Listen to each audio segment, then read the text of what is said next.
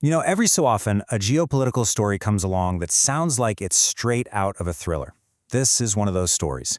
It's about a moment when a massive global crisis was put on hold, not by a superpower, but by one of the last countries you'd ever expect to be playing the role of peacemaker. So here's the central question we're digging into.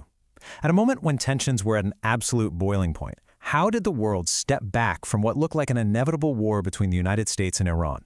What exactly happened behind the curtain to hit the pause button? And the answer, according to the Financial Times, is pretty shocking. It's Pakistan.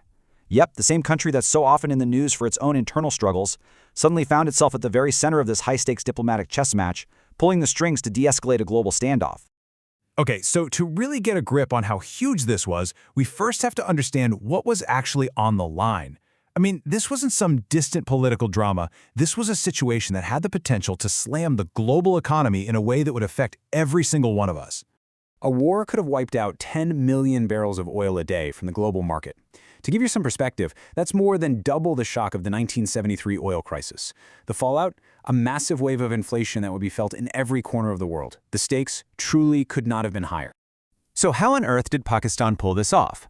Well, the answer lies in this really rapid-fire series of back-channel phone calls that all unfolded in just a matter of days. It all happened in a flash. Okay, check this out. On a Sunday, Pakistan's army chief gets on the phone with President Trump. Then, by Tuesday, Pakistan's prime minister is talking directly with Iran's president. The very next day, on Wednesday, Trump publicly retweets the Pakistani PM, signaling his support for a diplomatic solution. And by Thursday, we have the breakthrough, a 5-day pause in attacks. It was a total diplomatic blitz. And look, this wasn't just some rumor floating around.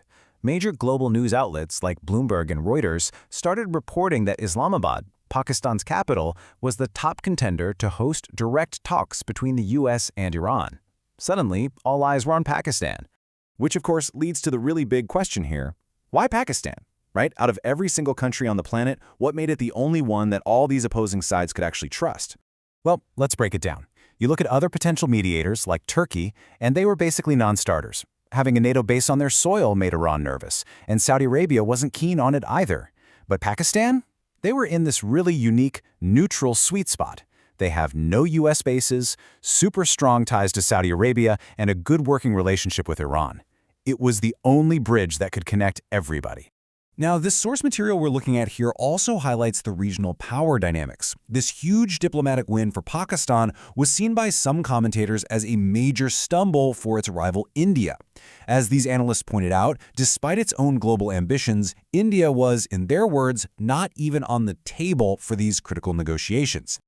All right, so with Pakistan now in the driver's seat as the facilitator, its first major task was to act as the messenger, delivering the opening offer from the United States over to Iran. And this wasn't just a simple note. We're talking about a comprehensive 15-point proposal. So what was the US asking for? Well, the list was steep. Iran had to hand over all of its highly enriched uranium, dismantle its main nuclear facilities, put a cap on its missile program, and cut its support for groups like Hezbollah. The reward for all that? All economic sanctions would be lifted. It was a huge ask. And Iran's response? Well, they came back with some massive conditions of their own. Things like closing all US military bases in the Middle East, demanding trillions in war damages, and wanting the US to recognize its control over the Strait of Hormuz.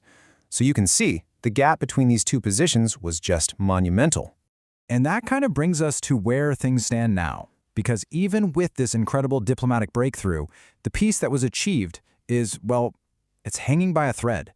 The path forward is absolutely full of obstacles. The single biggest hurdle here is just a profound, deep-seated lack of trust. And that was made so much worse by the past assassination of a key moderate Iranian official, a guy who was seen as a crucial voice for peace. When he was taken out, it empowered the hardliners in Iran, which makes finding any kind of compromise incredibly difficult. And this is where the picture gets really confusing. Because on one hand, you've got these high-level talks and a pause in attacks, but at the exact same time, the US is deploying thousands more soldiers and Marines to the region and moving warships closer to Iran.